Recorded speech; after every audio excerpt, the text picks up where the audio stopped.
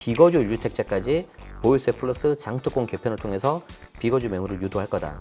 그럼 비거주 내가 1주택자인 경우에는 팔아야 되는 거냐? 저는 함부로 팔면 안 된다고 봐요. 왜냐하면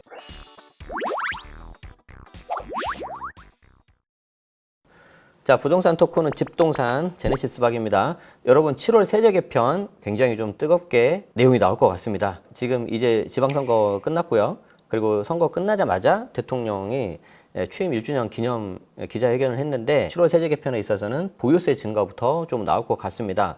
그리고 보유세 증가에 이어서 여러분들 관심 있는 장기보유 특별공제 이런 내용도 좀 나올 것 같고요. 특히 다주택자에 대한 압박은 이미 시작이 되고 있어요. 그런데 5월 10일부터 다주택자 양도세 중과가 들어가지 않습니까? 그래서 세부담이 굉장히 좀 늘어날 것 같은데 문제는 비거주 1주택자예요. 비거주 1주택자 역시 보유세 그리고 장특권 관련해가지고 관련된 내용들이 좀 나올 것 같다. 그래서 제가 오늘 앞으로 예상되는 세제 개편 그리고 더 중요한 건 뭐예요? 내가 지금 어떻게 해야 되냐? 특히 내가 집을 마련하려고 하는데 지금 사는 게 좋겠냐? 아니면 좀 기다렸다가 가격이 떨어지면 그때 사는 게 좋겠냐? 여기에 대해서 제가 설명드리도록 하겠습니다. 자, 일단 오늘은 좀 귀한 자료를 먼저 보도록 하겠습니다. 어떤 자료냐면은 KB 부동산 보고서인데 올해는 향후 주택시장 방향을 결정할 중요한 한 해고 정부 정책이 어느 해보다 중요하다. 그리고 하반기 주택시장 최대 이슈로는 부동산 세제가 지목이 되고 있습니다. 세제 부분 같은 경우에 다주택자 규제 강화가 가장 큰 이슈였는데 이제 이 타겟이 비거주 1주택자로 좀 갈 것으로 예상이 되고 있습니다.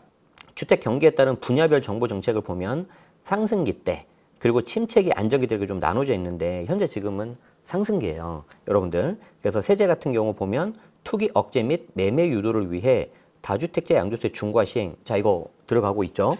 그래서 최고 세율이 양도세가 세율이 무려 75%, 지방소득세까지 적용을 하면은 82.5가 나옵니다. 그래서 조세 정의 실현을 목표로 종부세 강화 및 공시가격 현실화 정책으로 보유세 강화된다. 이 부분은요, 비록 다주택자뿐만 아니라 1주택자들까지 소위 말하는 한강벨트 있죠. 그리고 강남 3구 있죠. 공시가격이 대략 30% 이상 올랐어요. 그런데 보유세는 얼마 오른지 알아요? 제가 시뮬레이션 돌려보니까 요즘 말로 세뮬레이션이라고 합니다. 세금 플러스 시뮬레이션에서 세뮬레이션이라고 하는데 대략 한 50%가 오릅니다. 그러니까 내가 강남 3구 그리고 한강벨트에 고가주택을 가지고 있어서 보유세가 한 500만 원 정도 나왔다. 1000만 원 정도 나왔다. 그러면 올해 어느 정도 나오냐면요. 1.5배, 7, 800 혹은 1,500만 원 정도 나옵니다. 만약에 여기서 한 번 더 비슷한 상승으로 가잖아요. 그러면 내년도에 또 1.5배니까 25년 대비 곱하기 2.25 정도 나옵니다. 거짓말 같죠? 그런데 강남 선거하고 한강벨트는 이렇게 좀 올라갈 가능성이 높고요. 조금 그분들한테는 죄송한데 놀라운 게 뭔지 아세요? 정부가 보유세를 올릴 수 있는 여러 항목들이 있습니다. 뭐 공시가격 현실화율, 그리고 공정시장 가격 비율, 그리고 뭐 공제금액, 세율, 세부담 상한 하나도 건드린 거 없습니다. 즉 작년에 올랐던 집값이 오른 상승분만으로 공시가격 오른 거 하나만으로 지금 이렇게 올라가고 있거든요. 그래서 보유세에 대한 대비하셔야 된다. 이 말씀을 제가 드리고 싶습니다. 자, 다주택자 투기 억제를 위해서 취득세 중과 이건 이미 시행이 되고 있죠. 그리고 여러분들의 입장에서 내가 다주택이다 아니면 고가주택을 가지고 있다 취득세 즉 소위 말하는 입장 티켓을 먼저 냈단 말이에요. 신경 안 쓰셔도 돼요. 근데 어떤 분들이 신경 써야 되냐? 내가 무주택이에요. 이제 일로 가려는 사람들 이분들은 티켓값 취득세를 신경 써야 되는데 걱정 안 하셔도 됩니다. 조정 비조정 규제지역 비규제지역 상관없이 기본세율 1에서 3%예요. 만약에 내가 1주택이다 하나를 더 산다 그래도 종전거 내가 3년 안에 팔면 됩니다. 그러니까 너무 염려 안 하셔도 될 것 같습니다. 자, 관련 기사를 좀 볼게요. 자, 보유세 낮다는 이 대통령, 부동산 세제 대출 공급 종합대책 예고하고 있다. 보유세 낮다. 전세 감소는 정상화 과정이다. 전세 감소는 정상화 과정이 아닌 것 같다. 이거는 저는 좀 개인적으로 좀 매우 아쉽습니다.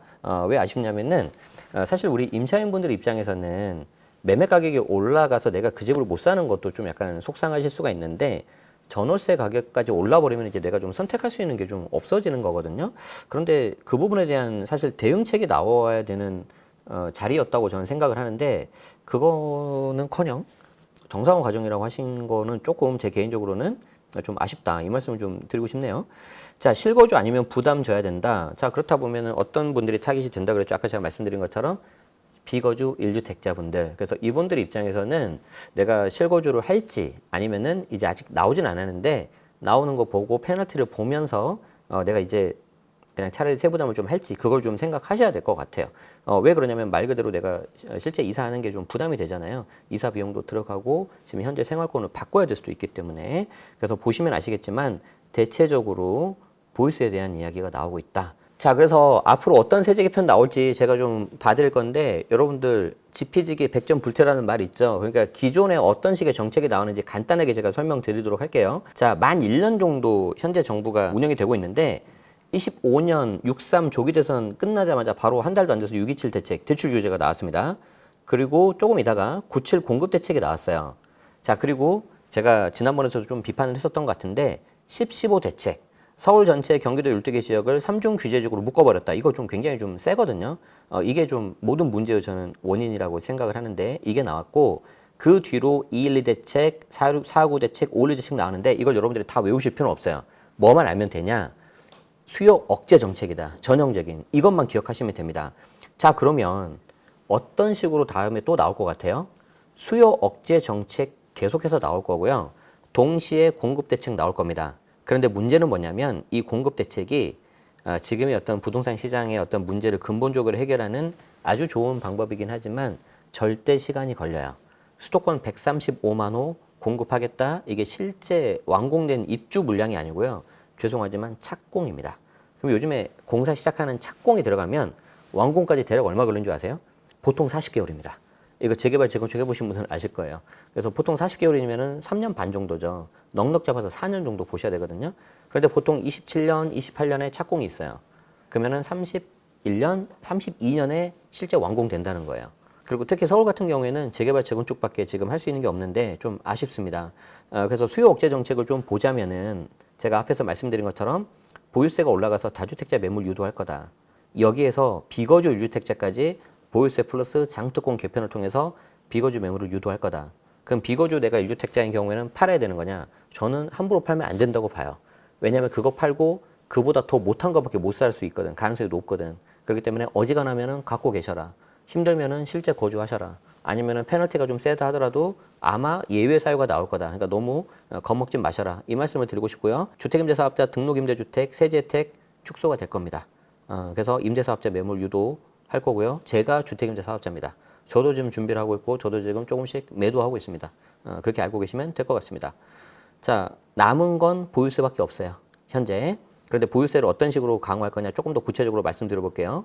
보유세 과세책에는 재산세하고 종부세가 있는데 재산세, 종부세 둘 다 앞에가 공시가격입니다. 그러니까 공시가격이 오르면 보유세는 오를 수밖에 없는데 작년 서울 집값이 많이 올랐잖아요. 그래서 올해 공시가격이 평균 18%가 올랐어요. 우리 지난 영상에서도 설명드렸었죠. 그래서 놀라운 게 뭔지 알아요? 공시가격, 즉 집값이 올라서 공시가격 올랐는데 그 외에 나머지 항목은 현재 정부에서 건드리는 게 하나도 없습니다. 만약에 그걸 다 건드리면 어떻게 되냐? 제가 예측을 하는데 요즘에 좀 예측률이 높아. 예측률이 높아서 약간 좀 말이 씨가 될까 봐 무섭긴 한데 그래도 여러분들 대응하셔야 되니까 말씀드릴게요. 단기적으로는 공정시장 가액 비율을 조정할 거예요. 여기 보시면은 종부세 공정시장 가액 비율 있죠. 60에서 100입니다. 그런데 이거를 60에서 현행 최저치로 낮춰주고 있거든요. 윤석열 정부에서 한 거예요. 아마 80으로 올릴 가능성이 높다. 시행령 개정사항이라서 곧바로 할 수 있습니다. 두 번째는 중장기 관점에서 공시가격 현실화율을 조정할 수 있다. 현행 69%인데 과거 문재인 정부에서 90%로 올리려고 했었어요. 이제 그러다가 지금 그게 좀 틀어졌거든요. 그럼 현재 정부는 어느 정도 할까요? 70일까? 90일까? 아니면 중간일까? 여러분들 예상한 것처럼 아마 80 정도 중간으로 가겠죠. 그러면 집값이 똑같이 오르지 않는다 하더라도 공시가격 올라가요. 그럼 공시가격 올라가면 보유세는 무조건 오릅니다. 그 외에 세율, 공제금액, 세부담 상한인데 초고가 주택 세율이 아마 올라갈 가능성이 높습니다. 그러면 초고가 주택은 얼마냐? 현재 정의된 건 없어요. 그런데 최근에 나온 정부 보도자료 보면은 보통 시세 30억 이상을 초고가 주택으로 한다고 해요. 그러면 어지간한 한강벨트 다 걸리겠죠. 그렇게 되면은 제가 시뮬레이션 돌려보니까 1년 보유세가 거의 한 7, 800 정도 나옵니다. 그리고 30한 5억 정도 되잖아요. 1년 보유세 1,000만 원 나옵니다. 그러면 이제 직장 다니신 분들도 부담이 될 건데 은퇴하신 분들, 현금흐름이 좀 부족하신 분들은 굉장히 좀 힘들어지겠죠. 그리고 1주택자 추가세 공제, 종부세에서 5년 이상 보유하거나 60세 이상 하면은 최대 80%까지 세액 공제가 되는데 이걸 또 보유만 해도 된다고 해서 거주로 바꿀 수 있어요. 그 외에 세부담 상한 현행 150%를 200%, 300% 과거 문재인 정부처럼 할 수 있습니다. 다시 한번 말씀드리는데 지금 나와 있는 이 장표에 있는 예상 정책 하나도 된 거 없습니다. 지금. 놀랍지 않습니까? 아직 안 끝났습니다. 기존 매물을 계속해서 시장에 나오는 정책 나올 것 같다. 다주택자 초고가 주택 아까 말씀드린 것처럼 보유세를 강화해서 매물을 나오게 할 거고요. 다만 점진적으로 보유세를 올릴 가능성이 높다. 너무 세게 올리면 좀 반발이 심하니까. 주택임대사업자 장기보유 특별공제, 중과배제 축소 이거 나올 것 같고요. 비거주 1주택 장특공 축소 보유세 강화 추진 얘도 나와서 계속해서 시장에 매물을 쏟아내게 할 거다. 왜냐하면 신규 공급이 아까 말씀드린 것처럼 느리니까 이 말씀을 드리고 싶습니다. 자, 그러면 제가 좀 여러분들 분위기 파악을 좀 해야 되니까 자, KB부동산 데이터를 좀 보면서 제가 좀 말씀드리도록 할게요. 메뉴에서 데이터 허브 홈으로 한번 가보도록 하시죠. 통계 기상도 한번 좀 보라고 계속 말씀드리고 싶어요. 날씨로 이렇게 하는 건 굉장히 좋은 것 같아요. 자, 보시면은 서울 어때요?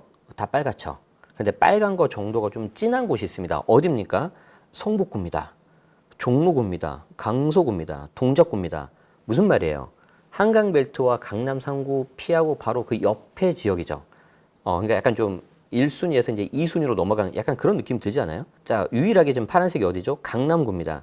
자, 그런데 여기 보면은 기준이 어떻게 되어 있냐면 2026년 5월 기준입니다. 그래서 5월 기준으로 이제 지난달 건데 이게 여러분들이 뭘 보셔야 되냐면은 제가 숙제를 드릴게요.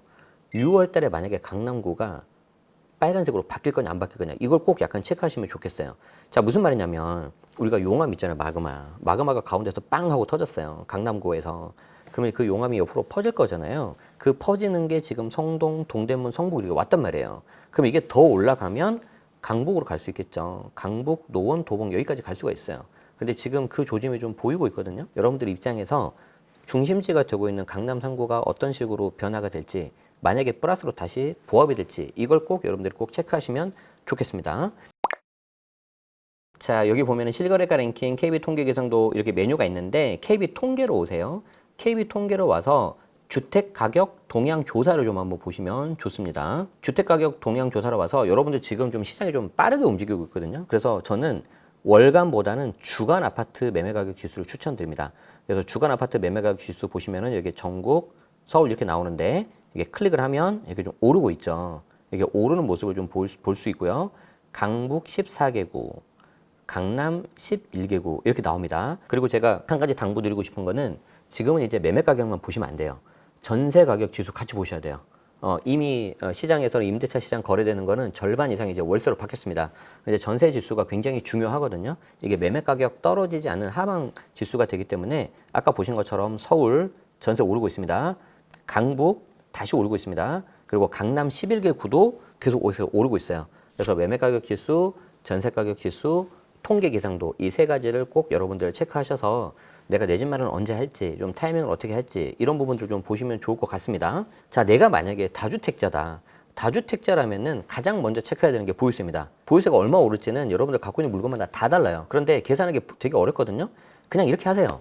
작년 나온 고지서 있죠. 그거 보시고 곱하기 1.5 그냥 곱하기 2 하십시오. 내가 만약에 주택이 좀 많이 있거나 좀 굉장히 초고가 주택 비싼 거 가지고 있다.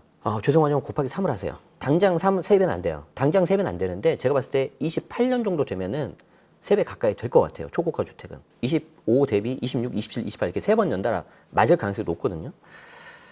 자, 그렇다면 내가 이걸 정말 냉정하게 가지고 갈 수 있을지를 보셔야 되고 그렇다고 해서 무턱대고 함부로 팔면 양도세 중과를 맞는다. 그렇기 때문에 올해 2월, 3월 달에 미리 매각하신 분들도 계시고 지금부터라도 증여를 생각하시는 게 좋을 수 있습니다. 증여는 양도세 중과하고 상관이 없어요. 다만 부담부 증여, 채무를 넘길 때는 문제가 될 수 있습니다. 여기에 대해서는 꼭 세무사님하고 상담하셔서 세부담 비교를 하셔야 되고요. 1주택자 같은 경우에는 아까 말씀드린 것처럼 비거주 1주택에 대한 페널티가 들어갈 건데 예외 사유가 나올 거예요. 뭐 직장, 부모 봉양, 자녀 학업 이런 것들 나올 거다. 오히려 그걸 피하려다가 내가 갖고 있는 자산을 없앤다? 안 될 말입니다. 그래서 최소 한 채는 보유하는 것을 가지고 가는 게 필요하고요. 부득이 매각한다 그러면은 이걸 팔고 대출 받아서 내가 어디로 갈 건지 계획 잘 세우시기 바랍니다. 자, 무주택자. 지금까지 이 영상을 들었던 무주택자들은 내가 상관도 없는 저 세금 얘기를 왜 내가 들어야 되냐 할 수 있는데 그렇지 않아요. 여러분이 사실 물건들을 이 1주택 아니면 다주택자가 가지고 있습니다. 그 사람들 거 가져와야 됩니다. 그래서 이 사람들 관심 있는 게 세금이거든요. 공부하셔야 돼요. 그게 아니라 저는 청약할 건데요. 쉽지 않아요. 그게 아니라 저는 다른 데서 좀 물건을 가져갈 건데요. 공공에서 주는 게 없어요. 민간에 있고 여러분들한테 제공하는 사람이 오히려 다주택자, 비거주 1주택자입니다. 그래서 이 내용들을 좀 보시면서 저는 최소한 하나는 했으면 좋겠고 언제 할까요? 라고 한다면은 저는 실거주는 2017, 2016년부터 거의 10년 넘게 계속 말했던 것 같아요. 2014년에 제가 내 집 마련했으니까 그냥 여력되면 하는 거예요. 여력되면 했다가 중간에 좀 조정이 올 수도 있죠. 근데 내가 만약에 4에서 5년 정도 후에 팔겠다. 그때만 올라 있으면 되는 겁니다. 그래서 실거주이신 분들은 오히려 지금 대출 같은 규제라든지 그리고 내가 가용할 수 있는 자금 이런 것들 잘 보시고요.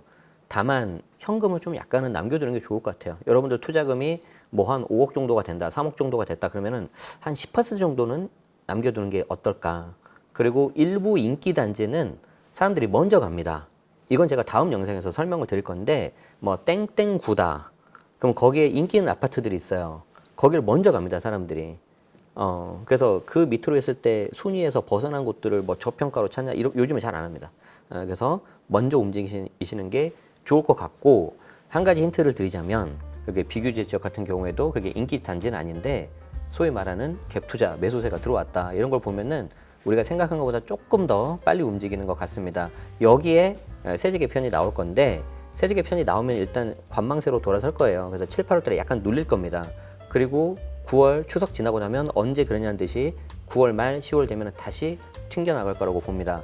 맞는지 틀리는지는 확인해야 되잖아요, 우리가 집동산에서. 그러니까 구독하시고 알림 설정하시면 될 것 같습니다.